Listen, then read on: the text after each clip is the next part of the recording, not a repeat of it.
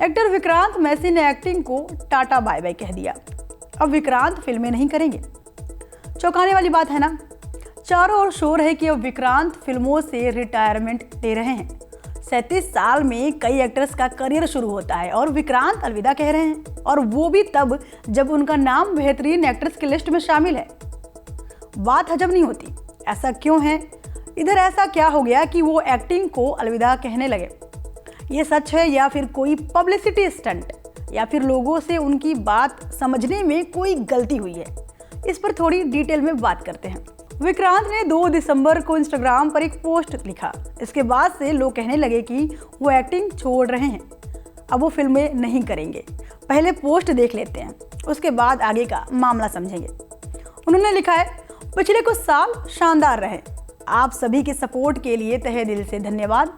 लेकिन मैं जैसे जैसे आगे बढ़ता हूँ, मुझे यह एहसास होता है कि एक पति, पिता, बेटे और एक एक्टर के रूप में यही वक्त है फिर से संभलने और वापस जाने का।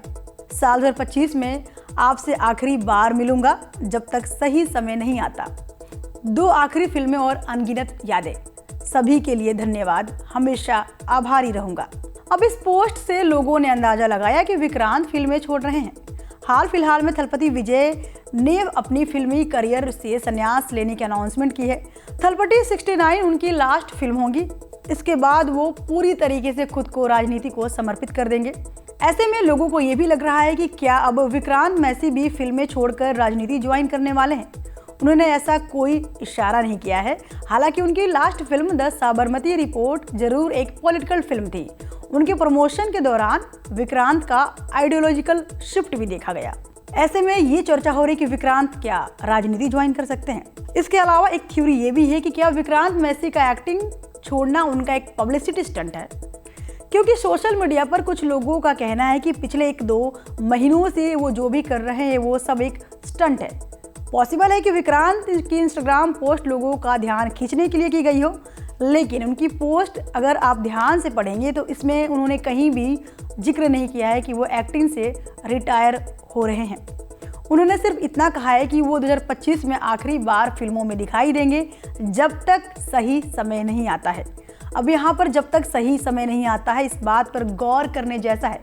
अब ये सही समय 2 साल बाद आ सकता है, 3 साल, 4 या फिर 5 भी लग सकते हैं। ये सब कुछ विक्रांत पर डिपेंड करेगा। कुल मिलाकर विक्रांत की पोस्ट से यही लगता है कि वो सिर्फ ब्रेक ले रहे हैं, ये कोई रिटायरमेंट नहीं है। इससे पहले कई सारे एक्टर्स ब्रेक ले चुके हैं। आमिर खान ने ही लाल सिंह चड्ढा के फ्लॉप होने के बाद ब्रेक लिया। एक समय तो वो हमेशा के लिए एक्टिंग भी छोड़ना चाहते थे, लेकिन घर वालों के कहने के बाद उन्होंने वापसी की। शाहरुख ने भी फिल्मों से लंबा ब्रेक लिया, फिर 2023 में कमबैक किया। अमिताभ बच्चन ने भी कुछ सालों का ब्रेक लिया था। वैसे करियर के पीक पर विक्रांत का ब्रेक लेना उनके फैंस को समझ नहीं आ रहा, क्योंकि एक्टर्स तब ब्रेक लेते हैं जब उनकी फिल्में बैक टू बैक फ्लॉप हो रही हों। हालांकि विक्रांत ने ये पोस्ट में बताया है कि वो फैमिली को टाइम देना चाहते हैं और यही वजह है। वैसे 12th फेल स्टार के इस ब्रेक की वजह आपको क्या लगती है? हमें कमेंट सेक्शन में ज़रूर बताएं, और ये भी बताएं कि सोशल मीडिया पर जो थ्योरी चल रही है पब्लिसिटी स्टंट की या फिर उनकी राजनीति ज्वाइन करने की, इस पर आपका क्या टेक है।